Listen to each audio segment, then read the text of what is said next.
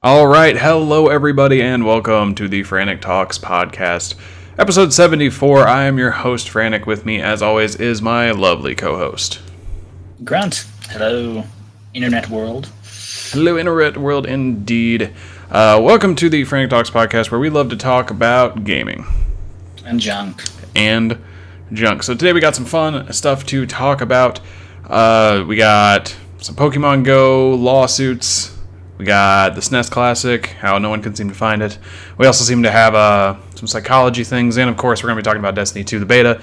That has been out since Tuesday, that we got to play on Wednesday and moving forward. And everyone's probably playing now if they aren't here listening live, which will also end tomorrow. But we'll get to all that. But first, let's start this off as we like to, as usual, the normal stuff.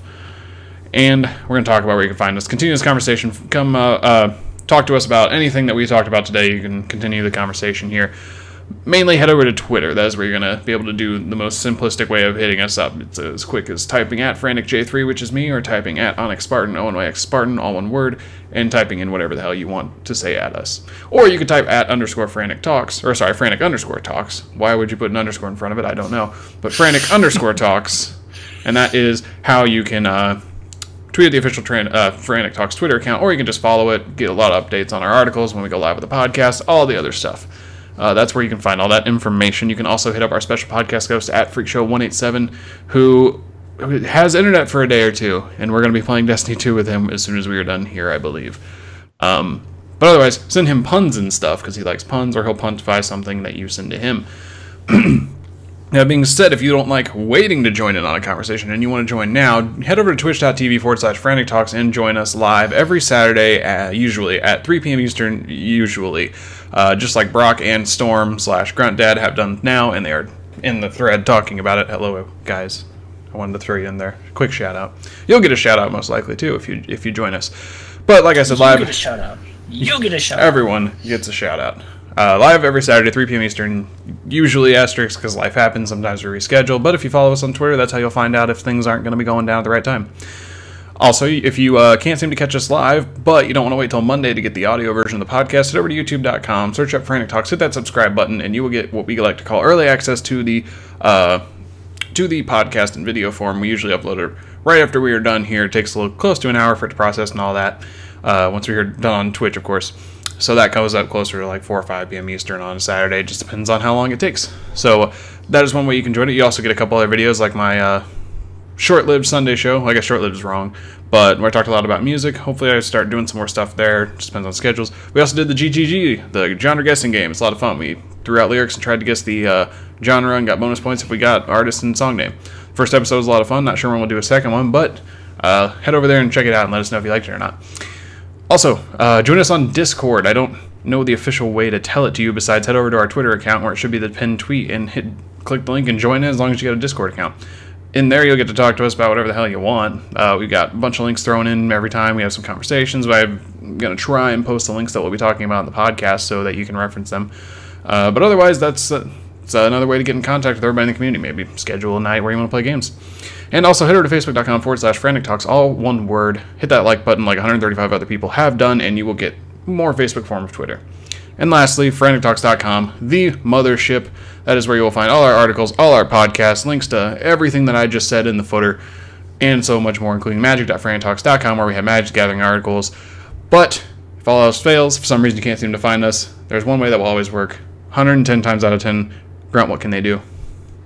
Direct yourself to your nearest search engine and just search Frantic Talks. You will find us. I guarantee it. So with all that being... Or your money back. Man, I really wish I could remember what commercial that's from.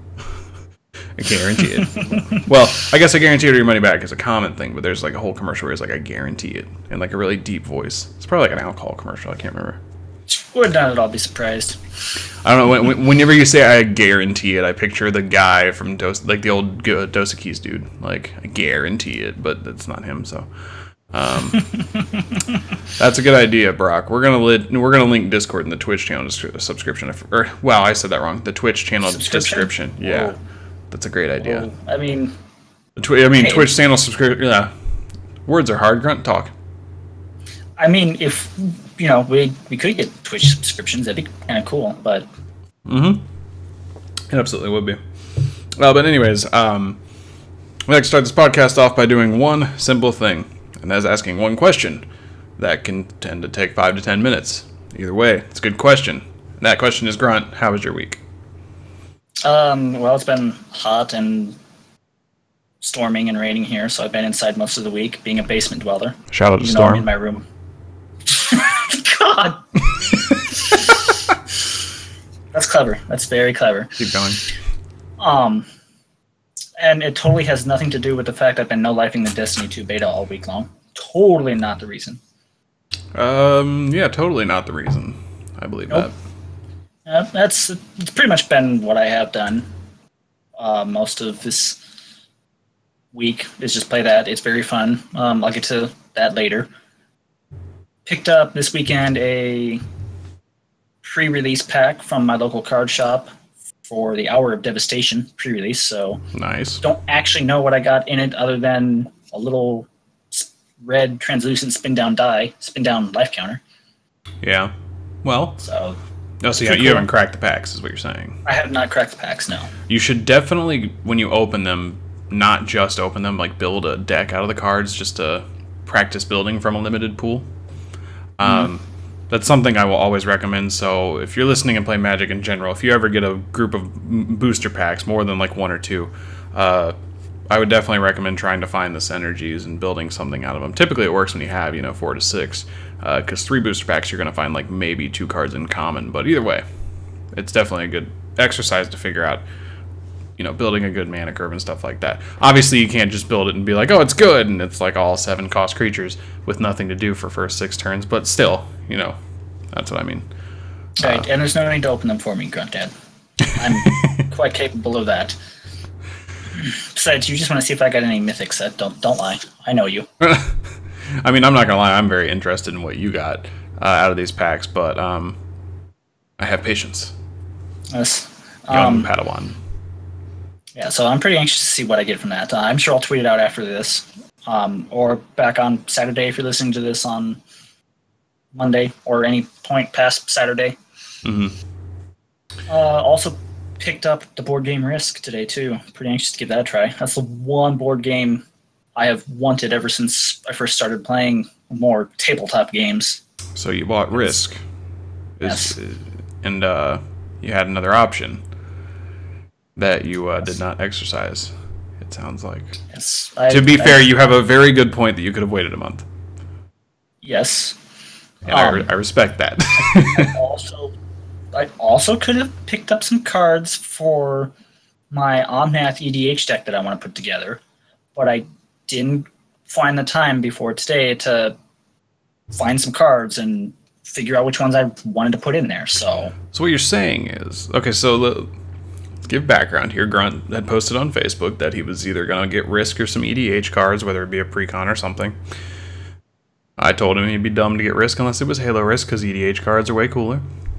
And he brought up a good point that the new EDH, new Commander stuff is coming out next month or very soon. And that's respectable. But now that he had gotten himself out of this hole, he now claims that he could have bought cards for an existing EDH deck, thus digging himself back into the hole. I mean, I'm just fucking with you. I've never actually played Risk the right way. When we got Halo Risk, we totally misread the rules. So, Right. Well, rules are important, unless you don't care about rules. Screw the rules, I have money. Right. That's Monopoly, I'm pretty sure you're thinking of, though. It's actually a reference to Yu-Gi-Oh! Bridge series, but you can continue talking about your week. Just so you're aware.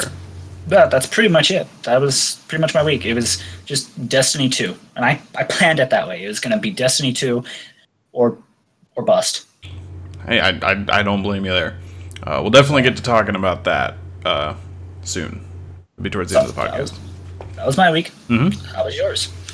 It was an interesting week. I can't say anything stood out to me in particular.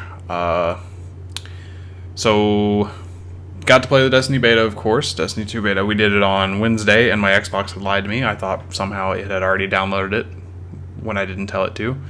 And it didn't download it, which I should have trusted my gut there. to explain how that happened, when I pre-ordered the base game, it said, "Oh, you already have the beta. You just have to wait for it to get available." Like, oh, okay.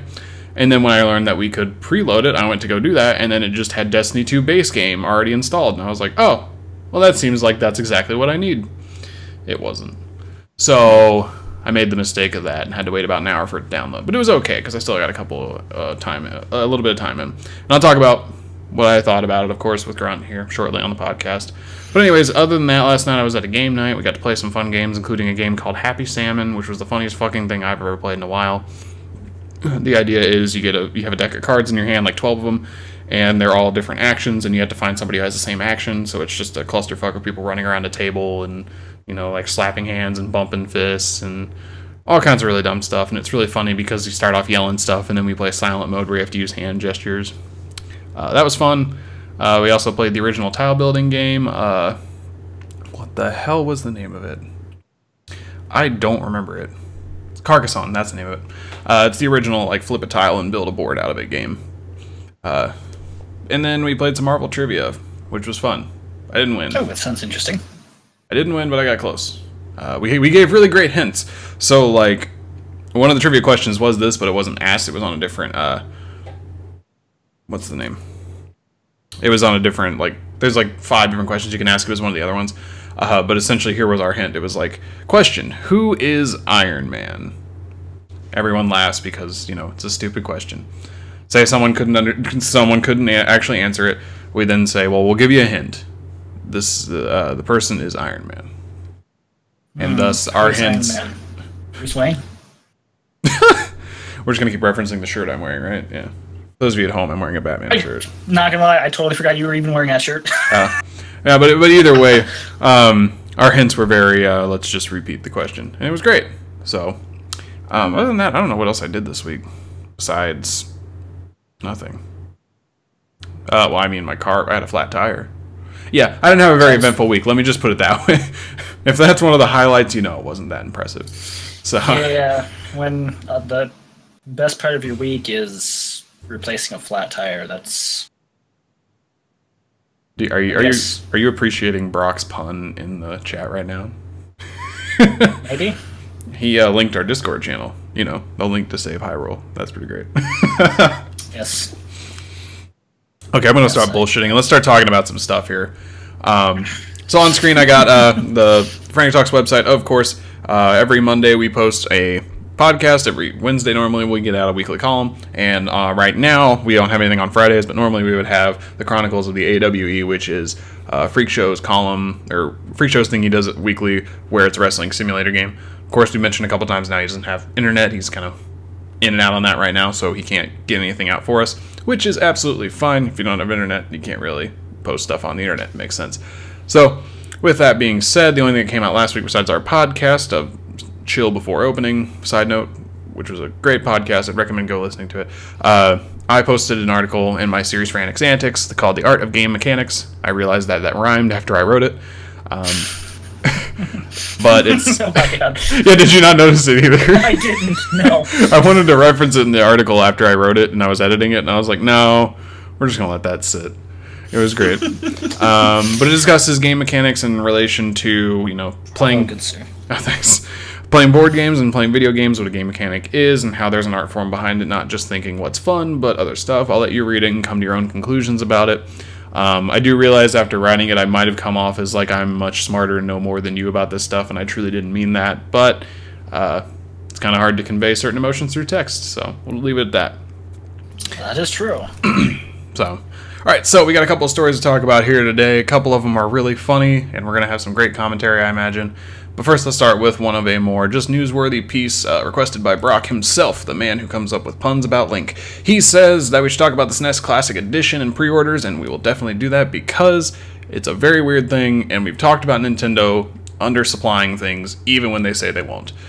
And this might be another case of that, we don't know, or it could just be a limited number of pre-orders. But anyways, the SNES Classic Edition, certain places you could have pre-ordered, others maybe not. So far, Polygon has listed four different websites where you'll be able to pre-order. Only one of them had any pre-orders go up, and in 30 minutes, all those pre-orders were gone. Also, they put the pre-orders up at 11:44 p.m. Eastern Time, and you all bought it at midnight. What is wrong with you people? Get some sleep. I'm just kidding. But anyways, from 11:44 to 12:12 a.m. you could have bought one, but then they were all gone. Which I believe we've discussed something like that before about supply and demand in relation to Nintendo. I'm not sure. Maybe. Yes. We definitely have talked about that. That was from Walmart. They posted it that late. And then we have Amazon, where you can sign up to be alerted when they go on sale. Same for Best Buy. But GameStop has not released any information yet. So if that is something that interests you, which it's definitely interesting to me, but it's not something I'm going to go jump out and buy, you can definitely sign up for alerts for Amazon or Best Buy, or you can roll the dice and hope GameStop lists it at the right time. Who knows what they're going to be doing. Hold on, let me grab my bag of dice here. Yeah, hopefully you get a natural 20. If not, hopefully you have a good enough modifier in either the luck category or your diplomacy category, I suppose is where that would be. So, hopefully that works. I would say that'd be fine. While we're on that topic of RPG aspects, I know where you're going with this. You don't. So last night I was at my friend's house playing games, and I don't.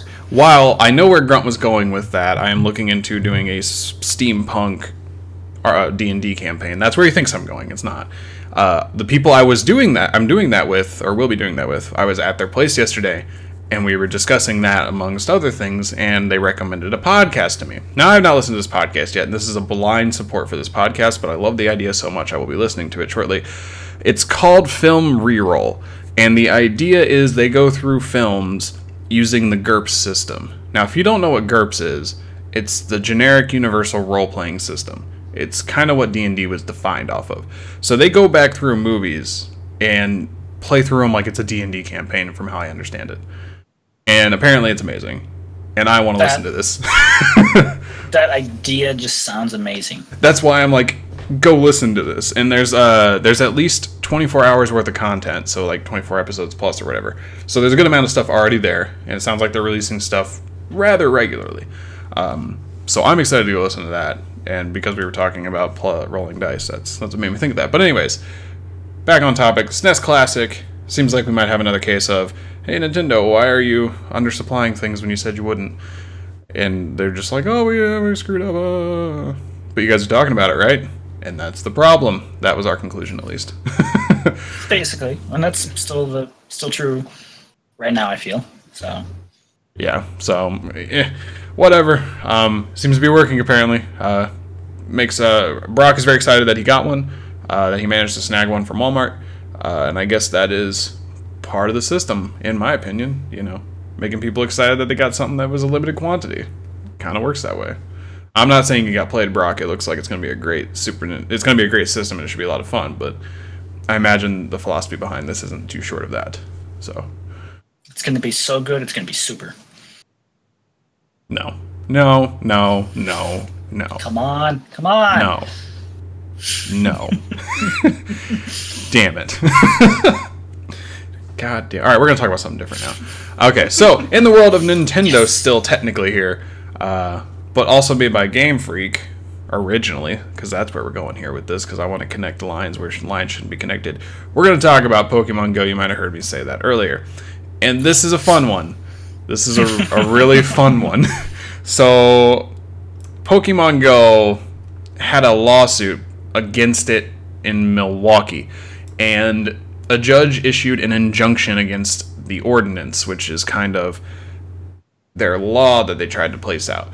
I'm not a law person by any means, but that, after reading this article, that's what I've come to understand. So let's go over why this happened and where it came from. So, as you all probably remember, the craze of PokemonGO that was basically a year ago at this point in time, like literally a year ago, everyone was out playing Pokemon in parks, running around with their phones, and socializing, and it was the greatest thing ever because video gamers were off the couch, or at least that's what the mainstream media was like. Oh my god, people that play video games can move? Whoa! And that was all that. Yay, Hyperbolic! Yeah, Hyperbolic. It's hyperbole. I'm going to assume he knew that. Anyways, so you probably all remember that because more than likely you were a part of this. If you were one of the very few that weren't, it's okay. No hard feelings, nothing to worry about. But that was essentially what happened. Everyone was out running around, and there were stories, a lot of fake stories of, oh, somebody fell off a cliff while searching for a Charizard in Area 51. And all these nonsense stories of... What? That was actually a story, except for the Area 51 part. It was legitimately a thing. But anyways, people were making up stories like, oh, someone got hit by a car as they ran out in the street. Anyways, the takeaway from all of that is people are kind of dumb and will most likely not pay attention to their surroundings if they're just focused on a phone the whole time. Well, Milwaukee was one of the first places where something actually bad happened. And if I remember correctly, someone got hurt or worse. But anyways, their parks were getting congested with traffic. There was lots of parking problems, littering, lots of damage to properties, mainly like restroom stuff. It was weird. It's a lot of problems with essentially not enough resources for the intended use of the park. If you expect 50 people to come into it in an hour and then 800 come into it, you might not be prepared, is essentially my thought process there. But anyways, they essentially put out an ordinance saying that Niantic and also Candy Lab, another location-based augmented reality game company, they essentially said they had to get like a permit, and they had to get permission before they put Pokestops in their parks. So what ended up happening was Candy Lab kind of filed back, and then that's when this judge got involved to issue an injunction. And I love this judge's response, and I want to let Grunt read it. Do you have it up? Yes, I do. Read it. This is amazing. So, word for word from the article that we grabbed this from, in his accompanying statement, Judge J.P. Statmuller, apologies if I butchered your name, said that requiring companies like Candy Lab and Niantic to acquire a permit was unnecessarily burdensome. Instead, he recommended that Milwaukee simply do the work of policing their parks. Oh, jeez. And after that... It's amazing the way he said it. He basically threw the city or county, wherever, under the bus and said, no, you do your jobs. And what's even funnier is everything he said, or I guess technically wrote. And we're going to read more from the article here. Forcing a square peg in a round hole demonstrates a true lacking of tailoring, much less narrow, quotes, tailoring designed to address the county's interest as they might be affected by Candy Lab, Judge Stadmuller wrote. Rather than prohibit publication of the game itself, the county could address its concerns by directly regulating the objectionable downstream conduct. This might include aggressively penalizing gamers who violate park rules, or limiting gamers to certain areas of the park. Such measures would assuage, I don't actually know what that word means. I feel really bad now. Assuage the alleged evils visited upon the parks by gamers while stifling less expression than the ordinance does.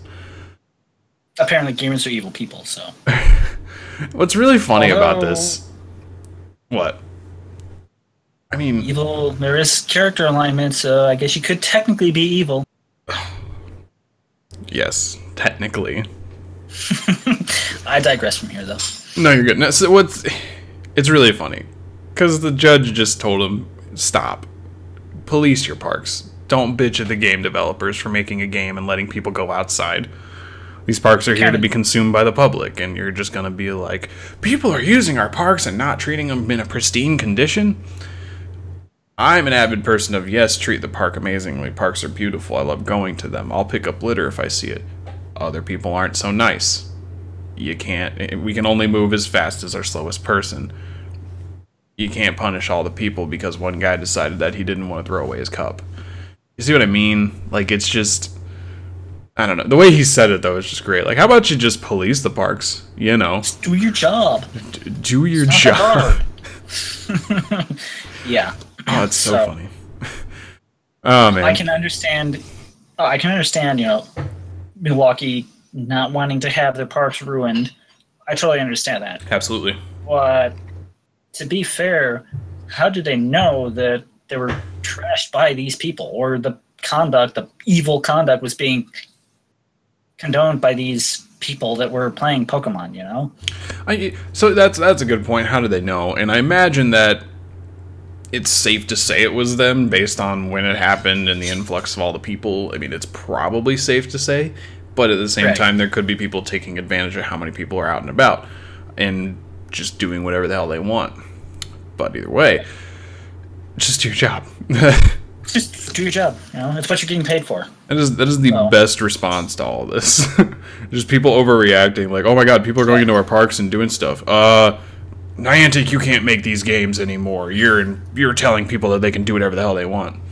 Niantic's like, well, technically Candy Lab, but essentially the developers are like, you know, when you load the game in, if you'd ever played it, it says watch out for your surroundings and be mindful of all that.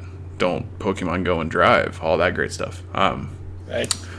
We're telling them not to, and we aren't promoting that by any means. We're literally just saying take your phone outside and look around at the world, catch some Pokemon. Right. It's also going to be interesting to see where this goes from here, because towards the end of the article, it says, according to the Milwaukee Record, Supervisor Wasserman is eager to take the ordinance to trial. I understand the federal judge's injunction on this law right now, and I'm looking forward to a trial date on this issue.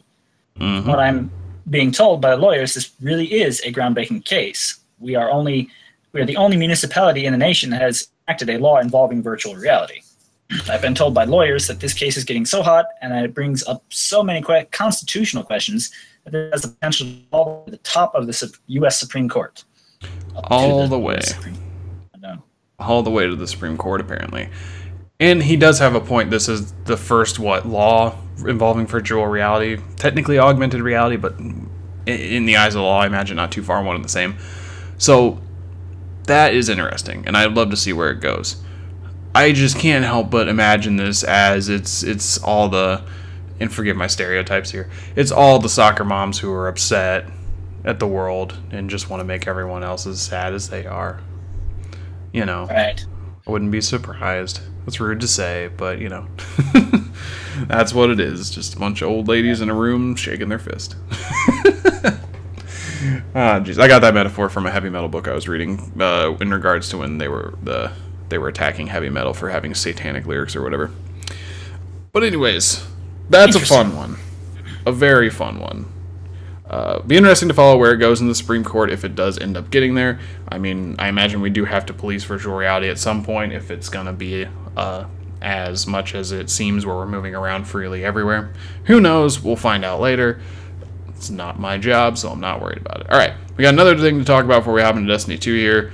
This one's just as juicy as this last one, and it's got some fun stuff to talk about. So, if you saw this headline, you probably are just like me and Grunt and thought, wait, what? But either way, apparently a psychologist says that a rush to pathologize video game addiction is dangerous. And I couldn't agree more. But let's dig into what he's trying to say here. It's actually rather simple, and it's in a very elongated form. What this man here, Dr. Anthony Bean, that's a shitty name. Oh god, here we go again. Anthony Bean.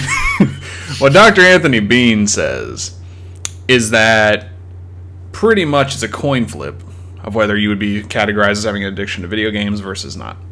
But what these video games represent is more than addiction, and you can't say it's an addiction if we're not going to say something like religiously watching football on a Sunday is an addiction, or watching a ton of TV like Netflix. We have to say one's an addiction if one is not. But the way he words it kind of says you can't say one isn't and then say one is. So the way it was worded, what he seemed to be saying to me was that it's not an addiction because this, and this are not an addiction. I forget what the actual term for something like that is, but essentially he's saying it can't be an addiction if other stuff isn't. That definitely is. But anyways, that's kind of what he's rolling at. And this is a very lengthy article, and it goes a lot more in-depth about some statistics and other stuff that he feels and explains, but that's the overall takeaway. And so we don't have to dig 20 minutes into this article and then come to a conclusion. I'll ask Grunt, what do you think? Because I kind of already said what I think.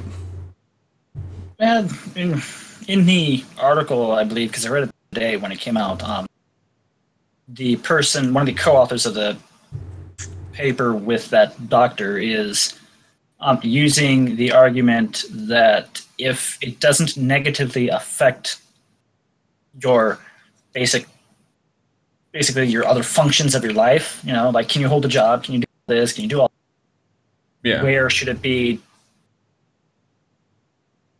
categorized or classified as an addiction? Where's the line? Yeah, and I agree with that. If it isn't negatively affecting the rest of your life, why should it be? That's Because we don't sit there and say, oh, you're addicted to watching football, or you're addicted to watching this, or whatever else it is. So I feel that if we keep wanting to try and classify as that, we have to go and classify everything else, and that's just bad. Yeah, I agree with that as well. Especially on the part where you said if you can like hold a job, or, as long as it doesn't affect your personal life to the point of where you literally can't do anything else. Look at us. So a more extreme example, clearly, but something like heroin addiction, where you pretty much are, if you're addicted to it, you're doing nothing. You're just high out of your mind all the time, and that's heroin addiction for you. Compare that to video game addiction, I think it's a lot different.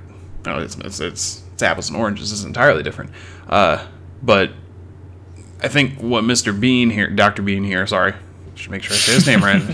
He's got a PhD. I should say doctor.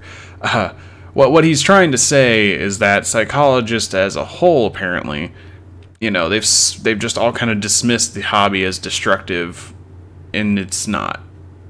Right. And as probably most people listening to this would agree, it's not.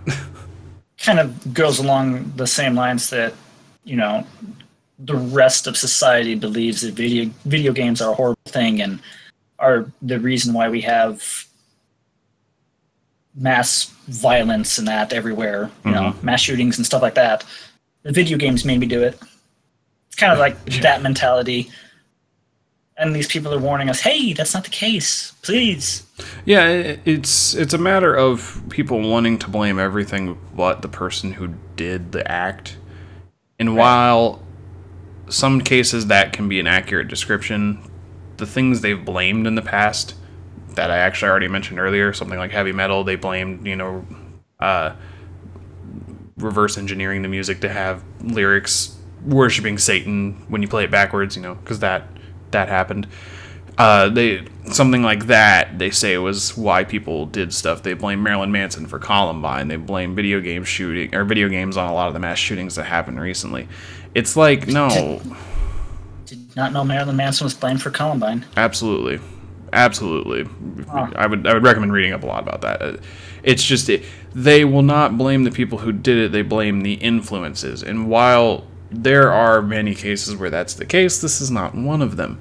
And Mr. Bean, Dr. Bean, damn it, I keep reading his middle initial, M. Bean, and I keep inserting Mr. But anyways, one of his points is also he's very concerned that people are just trying to profit off this in some way, as it being this addiction or whatever, instead of it just being what it is. And he brings up a lot of other good points. It's why is that person playing games? They're not addicted.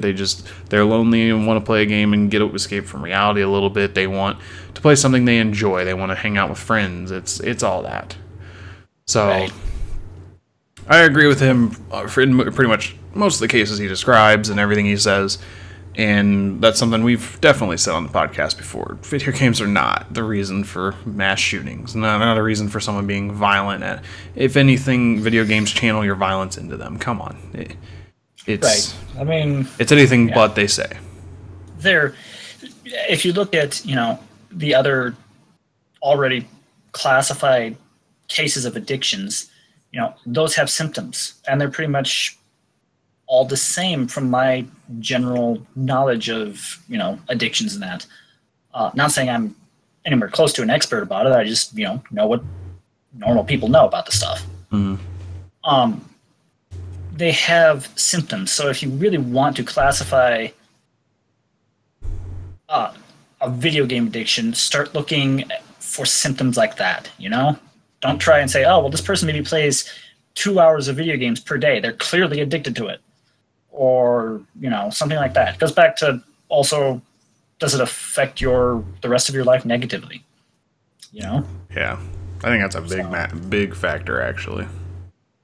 So, it's just, don't necessarily blame the source material. Don't shoot the messenger. I'll shoot the messenger if I want to. Oh, well, Sometimes it's the mission objective, okay? No, Grunt Dad, you're an addict. Actually, we're all addicts. It's true. And we're gonna jump into Destiny 2 in a second. I want to just add one last thing, and that is as I'm reading more and learning more about like history and stuff, something I've been kind of just like almost vicariously and passively learning is that people were bored off their ass in history. That's why most things in history happened, is because people were so goddamn bored. Hey, I'm bored. And with the advent of something like TV or now video games, they substituted that boredom with something else. So, hey, I'm bored. Want to go start a war? Basically, that's not a joke. That's probably happened more than 10 times in history. There's a lot of nonsense in history. But anyways, just think though. Now you can do that in the game. You can go load up a match and go with someone who's probably living in a warring country. Yeah, exactly. If anything, games have solved the world war problem. They haven't, but. A funny aside, but most of all, just everyone's bored out of their minds when they don't have video games or TV. History shows that, and they were actually kind of drunk off their minds till the 1800s, anyways. But that's just it's life. We're in a much better place now, and we're not addicted to games. We're just not. Right. So let's talk about something we played all week and gave no special time to at all, and did nothing else with the rest of our lives. Destiny 2. Yes. Now see, I'm willing to admit I was addicted to Destiny 2. So there. But short-term addiction. It's just going to be short-term addiction. Then it's going to I'll go through withdrawals, and dude, it's a full-on addiction. So the first step to recovery is admitting you have a problem. There, I did it. I mean, yeah, you're right. I think the difference between being addicted and being just excited is definitely a drastic difference, because it's like totally different. Once this beta goes away, you're gonna have a couple of days of like, oh, I really wish I could play again, but you're not gonna be like dying of like need for this. You're not gonna be like clawing at the feet of Bungie executives like, please give me my Destiny. Give me, I need it. I have to have it. I'm getting the shakes. Yeah, exactly. It's not that. So more to the point of Destiny 2. We're excited for it, in case you can't tell. Yes, we're very excited. Let's just give a quick couple sentence description of what we thought, and we can talk more after that. So, you want me to start, or do you want to go? I can go first, because I'll try and keep this brief. So, for reasons in that, so far from what I've played, I've really liked about it. I really liked everything about it. I like the way it feels, gameplay-wise in that. Mm-hmm. The changes they've made to the way weapons work and the Crucible and that, it's very nice. It's definitely a much better formula for the Crucible now, I think. Yeah. I love the new strike. The story mission was amazing. So far, outside of bugs and glitches that have been getting in the way, I really haven't found too much to complain about, if really anything. That makes something about rose-tinted glasses or something. It's like you're like one of the only people I haven't heard not complain about it. Like, the internet loves to rant and rave, don't they? But yes, they do. I'll give you my quick synopsis. Now, I'll be honest. The internet. I'll be honest, I've only played a couple hours of it, busy life and all, but I'm going to be playing it shortly after this. Might even try to stream, so if you guys are hanging out and still want to catch some of that and maybe can't get your hands on the game itself, we'll probably stream that. But anyways, for anyone listening live, if it's Monday and you're hearing all this, I apologize. But Destiny 2 beta, in my opinion, it's a lot of fun. It's definitely a better experience, in my opinion. This was a comment I made to Grunt while we were playing. I really enjoyed how the game seemed to be much quicker, and I didn't have to invest 15 minutes into one match. That was a big takeaway for me, with someone who has limited gaming time. I haven't gotten to play the strike mission yet because of a specific bug that wasn't allowing Dad and Grunt to play in the game itself, and I didn't want to two-man a strike that was probably it probably wouldn't be as fun. Probably end up doing that here afterwards, but it's a very limited beta. But other than that, everything I saw I liked, and I think there's a lot more stuff that's going to be even better, in my opinion. Oh yeah, and I've seen a lot of people complaining about the fact that there's nothing really to do in it. As a matter of fact, someone I know that played it for an hour, and they said that they got bored after that hour. And it's like, okay, that's fine, but the beta is more so there for Bungie and not necessarily us. Mm-hmm. It's for them to collect data to improve the game upon final release and make sure everything is going to work. And it's there for us to play it, get a taste of what they've been building for these past 3 years, and give initial all feedback. that. Giving feedback, so they can take and make changes to it that people are like, oh yeah, we agree with that. So that weapon needs to be buffed or needs to be changed, or supers take too long to recharge. I already know they've acknowledged that. So something like that even. Yeah. So lots of different things to take away from it in that sense. So while we're talking about this, if anyone in the chat wants to hear us cover something specific, let us know. Otherwise, I think I just want to hit on a couple of things that stood out to me, and I know that we probably enjoy talking about.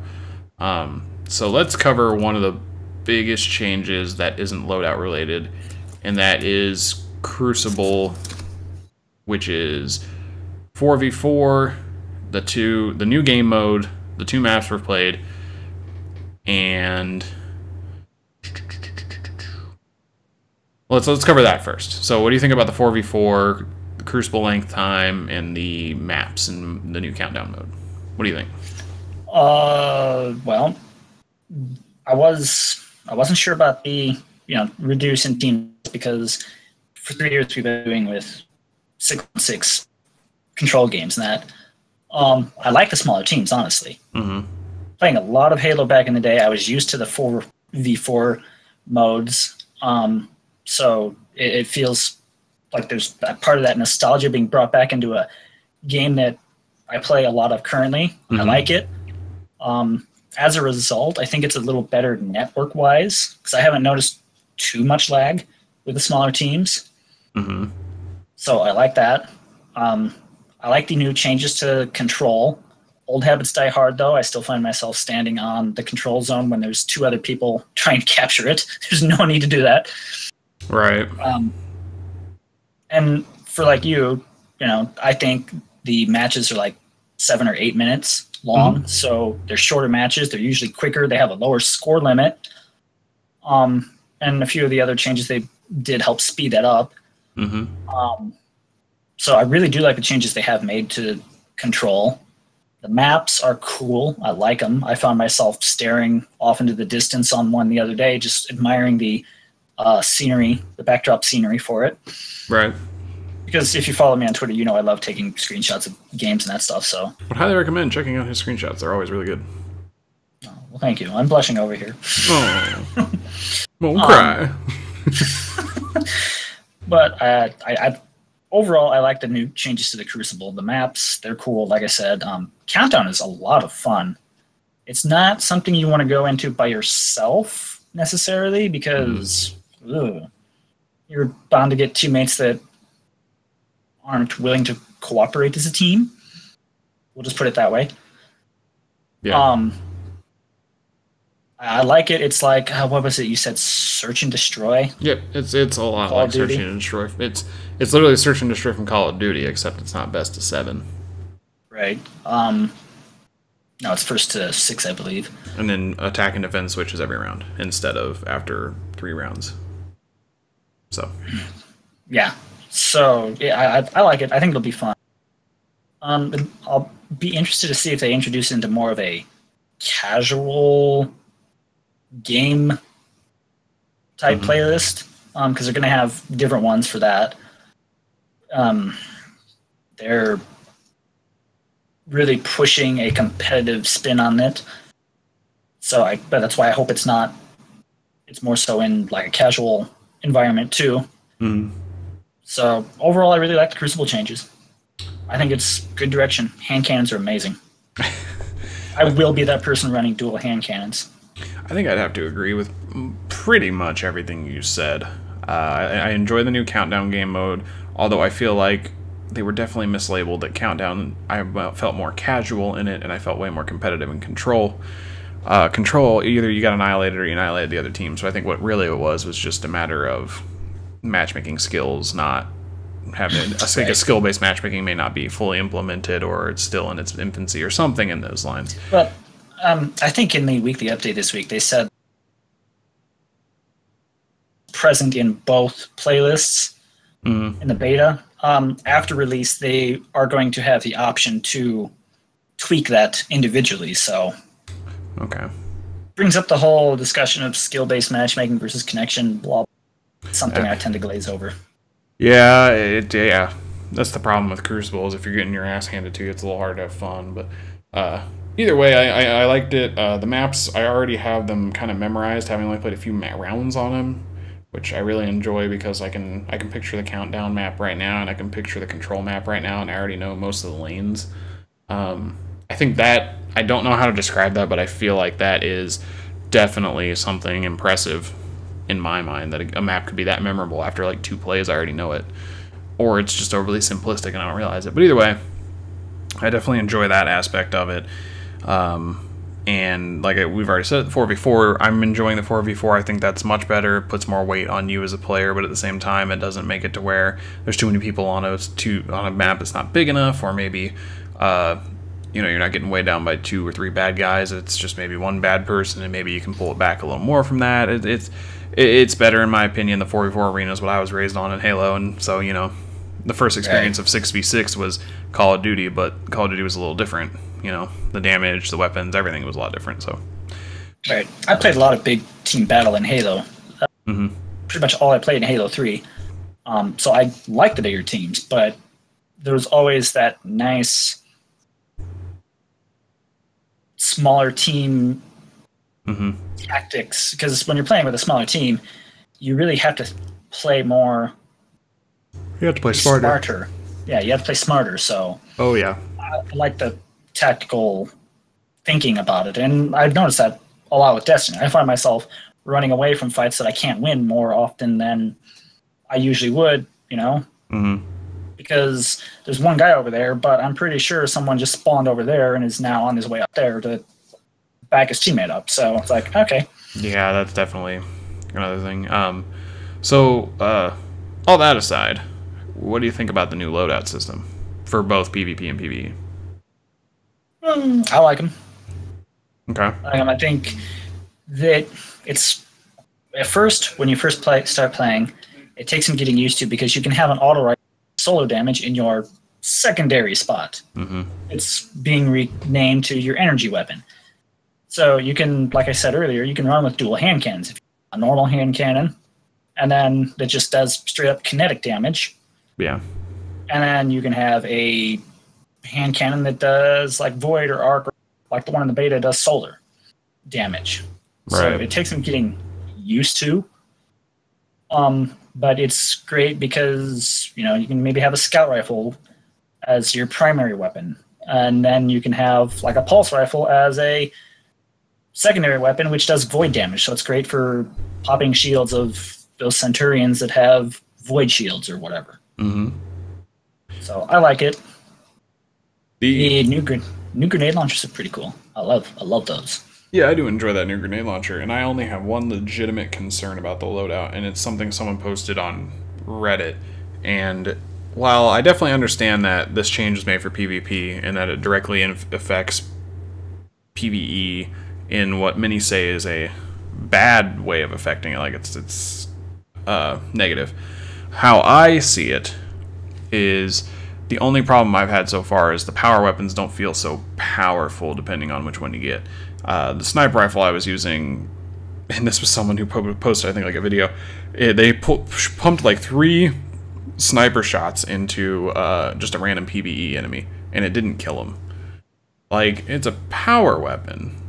Right. So I think they just need to be a little more powerful, I suppose, but it just seems like there's a lot of stuff thrown into that one slot. And it could be good, it could be bad, but there's just some stuff, it's like, why is that? It's never going to get used. Right. So, but I digress. That's really my only issue with the loadout. I mean, I like the loadout for PvP especially. I just hope that in PvP or PvE they scaled down how much damage we have to do. Because if we're getting Destiny 1 level raid bosses that have a ton of health, and we get 6 sniper shots and then 2 primaries, that's going to be bullet sponge central. So that'd be my only real concern. Which I'm sure they've already heard that complaint 100 times, and are definitely considering it if they haven't already. Oh, yeah. And that's why I'm not worried about that. Is that something, like you just said, voice their opinion a lot of, so I'm sure they're aware, and they'll probably see what they can do to change it. So yeah, for sure. All right, and then the only other thing to add, I think, before we run out of time here is overall thoughts on subclasses. Who wants to go first? I think I can add into it because I don't have too much to say. I definitely like the limited amount more than the whole build your own tier and everything. I always found it to be more of a hassle than fun to sit there and have to select stuff and then select back and all that crap. Like, I like building out my trees, but 9 times out of 10 there was 2 perks that I had to decide between, and the rest were just kind of like filling your slot for the role you're playing. And this is that, but on a much simpler level. And I will say I don't think that the hunter subclass ability, the evade, should be its subclass ability, because the Titans get shoulder charge and Warlocks get the like blink thing, but they don't have to use an ability slot, and Hunters have to. And that kind of annoys me. And that's all I really have to say. I like Donatello, the staff guy, and I like the throwing knife gunslinger. I've already enjoyed that, and the 6-shot gunslinger was hilarious. I have yet to play on a Titan or a Warlock, so I can't comment on them too much. But that's pretty much my thoughts. Yeah, I agree with you. I like what they've done in making it more simplified. I'm curious as to how actually detailed you'll be able to get, because there's 2 nodes on there, but you need a certain item that I don't think is available in the beta to unlock one of those other abilities. So I'm curious if you'll, be able to select one item from your top node and then one from your bottom node, and just replace, whatever it is. I don't think so. No, I'm curious. From what I saw, like when people were originally showing stuff after the reveal, it didn't seem like it. It was like you just pick one or the other. Right, so that's going to be interesting. Yeah, I mean, I guess we'll see, for sure. Because that would bring over a little bit of that, customization like you didn't necessarily care for in Destiny 1. Well, and the only reason I didn't care for it, to be clear, was because it felt like there weren't any viable options besides the best stuff. It just felt like, if you're a Tether Hunter, you run Black Hole, you run Void of the Pack or whatever it is, the one that just a ton of orbs are created. If you're in PvP, you just switch to Quiver and a couple other things. That's it. And Gunslinger, you if you're gonna do Celestial Nighthawk, you want the Deadeye or whatever it is. When don't you use Celestial Nighthawk? Well, I mean, yeah, if you're in PvP, when in reality there, it doesn't matter what you pick. You could pick Combustion, but it ain't gonna do anything. It might, but it felt like you were just so limited. It was like, oh, these are kind of cool, but why not just pick something else and not sacrifice the quality of my play? So that was my problem. Yeah, I like how they have simplified it, though. It'll be great for those new players just starting to jump into the world of Destiny. Won't throw them into the deep end. Yeah. I haven't played too much as my Hunter. My Titan has probably actually been the character I've played as the most, because the new Striker Titan and Sentinel, which is Captain America, subclasses are really fun. I really like those. I was doing some damage in the Crucible last night on my Striker Titan. So, and in Destiny 1, I am the worst Crucible player ever on a Titan. So it's definitely different. I like the Dawnblade Warlock too. That's pretty cool. It's gonna take some getting used to, because I can't figure out how to use it. I saw you tweeting about that, and I remember you activating it and not being able to use it. It was really funny. Yes. It's really awkward when you activate that super and you miss every attacks in the Crucible. It's like, oh, well, there's no way to fix that. I feel you. But overall, I like them. I think it's really going to be cool. I'm interested to see what the remaining subclasses for each class will be, if they exist. Yeah, I'm definitely intrigued on that. Like, what else could be inserted into the game? Like, will we get the Tether Hunter of some manner back, or a Void Hunter? And, you know, will we get your Stormcaller Warlock? Are we going to get Sunsinger Titan? We'll find out. I imagine it will happen. It's just for some reason it's not there right now, which surprises me. But anyways, all that being said, I don't think there's anything else truly to add. I mean, we could clearly talk for hours on this, but we're running out of time. So don't want to do too much there. Unless you have anything else to add, we can wrap it up. I'm anxious for September 6th. As am I. It'll be a lot of fun. And that weekend, I plan on having us streaming the game the whole weekend. Oh, well, there you go. Because I'm taking the whole weekend off to play, so... Oh, well, Friday to Sunday. Well, Thursday at midnight to Sunday. Thursday at midnight to Sunday. Well, not midnight, but you know what I mean. Like Thursday night after. Game comes out on Wednesday, Frantic. What are you doing? I only have a couple days I can take off from this point on, so you know. All right, but yes. That being said, I'm excited. I like the game so far. The small bit of taste that we get, I'm sure they're taking all concerns into. They're taking a lot of the concerns, even if I think some of them are hyperbolic, just like some of the parts of this episode. I definitely think some people are over-exaggerating, but for the most part, legitimate concerns are legitimate concerns, and they should listen to them and move from there. Just like camping is a legitimate strategy. I mean, what? Exactly. All right. If that's all we have to say, I'll wrap it up. You good, Grunt? That's all I have to say. Alrighty then. Well, so... if you want to continue this conversation and give us your thoughts not only on the beta but any other topic we discussed today, like the SNES Classic, the lawsuit with Pokemon, or the video game addiction article, let us know your thoughts simply by tweeting at FranticJ3, which is me, or at OnyxSpartan, ONYXSpartan, all one word, which is him. That is where you'll be able to tell us whatever the hell you want, include us both, or don't. But if you wanted to be even simpler, at Frantic_Talks is the official Frantic Talks Twitter account. That is where you can send us tweets, also follow to get updates on when we go live with the podcast, when we post articles, and all other random miscellaneous information that we send out. Also, at FreakShow187, our special podcast Ghost, who has been kind of without internet, either way, send him tweets. He likes puns, and he'll puntify whatever you send him. Will always be fun.